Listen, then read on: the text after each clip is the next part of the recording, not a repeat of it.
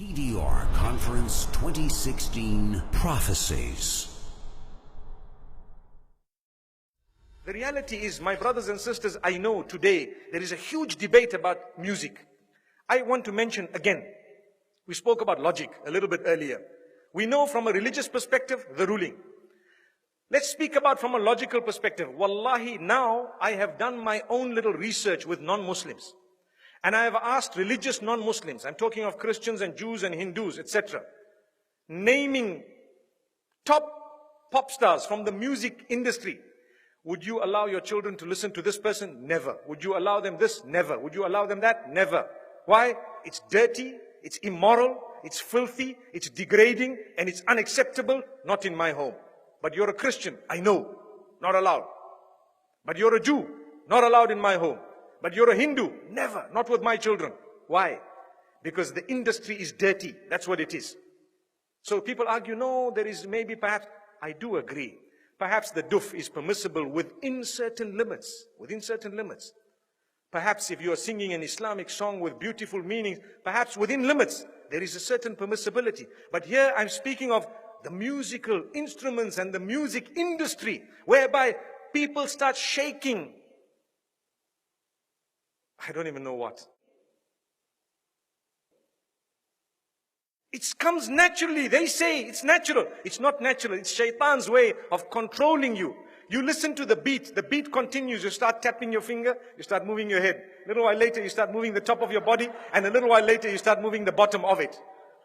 May Allah subhanahu wa ta'ala forgive us.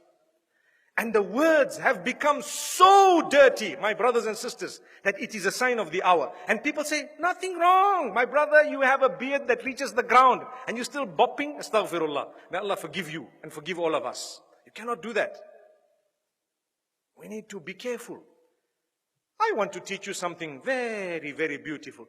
Why don't you replace that with the Quran? Melodious recitation. Listen to Ra'ad al-Kurdi. Listen to anyone else that you would perhaps like, Sa'ad al-Ghamidi. Beautiful recitals of your choice. Abdul Basit, Abdul Samad, whoever else you like. There will be so many people. Replace it. It's beautiful. It's soothing.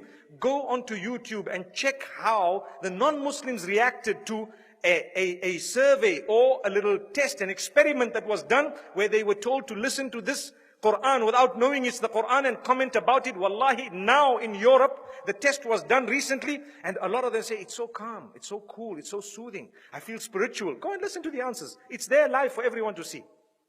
And we Muslims who have the Quran, we are not achieving any soothing, no comfort, no nothing from this. How and why? Surely you can replace it. I would rather be resurrected and arrive in the presence of Allah subhanahu wa ta'ala, having known as a person who gave up dirty music for the words of yours, O Allah. I didn't want to listen to all of this. I gave it up. I know there was a debate about halal, haram. I do know the majority of the scholars said it's not permissible. I do know some of them said, okay, within a certain scope it's okay. But remember, those who say within a certain scope it's okay, none of them say that the musical industry of today is permissible. Not even one of them. Remember that. I would rather come in front of Allah and be resurrected as a person who just substituted all of this for the Quran. Allahu Akbar. Donate now. Go to thedailyreminder.org/donate.